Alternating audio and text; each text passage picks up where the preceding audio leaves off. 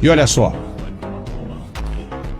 a Subcomissão Global dos Direitos Humanos da Câmara dos Deputados do Congresso Americano pediu à OEA, que é a Organização dos Estados Americanos, informações sobre violações graves dos direitos humanos no Brasil por parte de ministros da Suprema Corte Brasileira.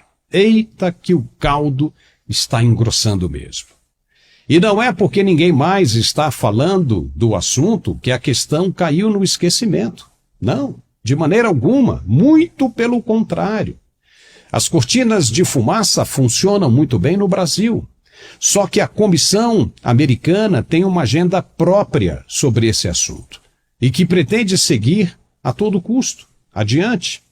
Ela vai continuar apertando o cinto. Os ministros no Brasil fizeram uma coisa certa por enquanto. Se recuaram, ficaram na geladeira, não fizeram mais nada, não tocaram no assunto, só esperando a coisa se acalmar. Está certo. Mas ainda não terminaram com o que começaram, ou seja, ainda não acabou. Estamos falando dos inquéritos sem sentido, e isso aguça ainda mais os trabalhos dos deputados americanos que compraram a causa com medo de que o resultado brasileiro também repercuta na democracia e na liberdade americanas. O pedido foi feito em uma carta e o texto diz que as violações foram cometidas por autoridades judiciais em grande escala.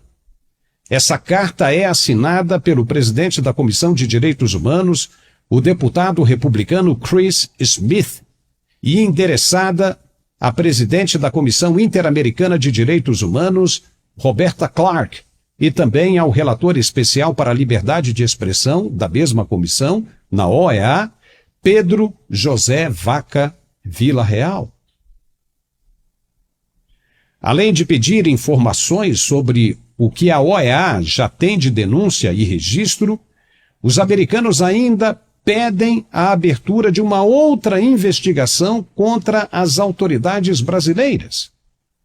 Só lembrando que o Brasil é signatário da Corte Interamericana e é obrigado a se submeter às normas apresentadas pela OEA.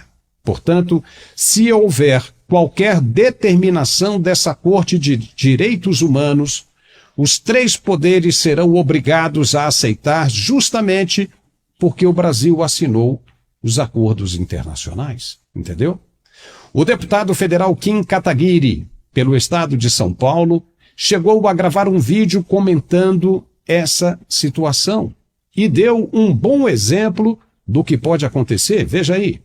Eu lembro, de outra discussão que nós tivemos recentemente em relação à Corte Interamericana de Direitos Humanos, que são as condenações, e os pedidos de prisão contra Vladimir Putin, Lula ainda quer receber Putin no Brasil, mas existe essa decisão da Corte Interamericana de Direitos Humanos. Lula dizia que não sabia o que era essa corte, mas já acionou a corte várias vezes contra o Bolsonaro, ou seja, mentindo descaradamente, que é o que ele sempre faz. E, por enquanto, o Brasil não pode receber o Vladimir Putin, porque se ele vier ao Brasil, o Brasil possui o dever de obedecer essa decisão da Corte Interamericana de Direitos Humanos de prender Vladimir Putin. E o que o governo Lula está tentando fazer é apresentar um parecer, apresentou um parecer via Advocacia Geral da União do Brasil para que a corte abra uma exceção para que o Brasil possa receber o Putin. Mas se a corte não considera essa exceção, o Brasil não pode receber sem que não seja obrigado a prender o Putin. Da mesma maneira, se houver uma decisão da Corte Interamericana de Direitos Humanos contra abusos do Supremo Tribunal Federal, o Supremo Tribunal Federal tem de submeter a essa decisão.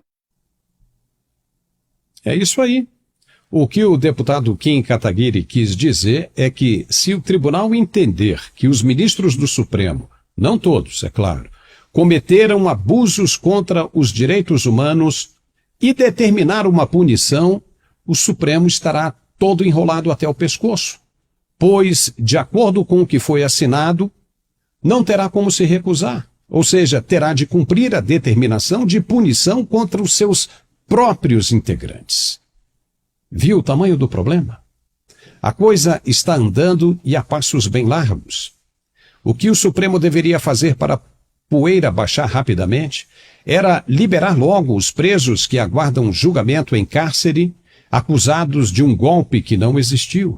Deixá-los aguardar o julgamento em casa, mesmo que com tornozeleiras eletrônicas, e dar um jeito de encerrar de uma vez por todas essa que ficou conhecida como perseguição sem fim dos que quiseram apenas expressar suas vontades em formas de opinião.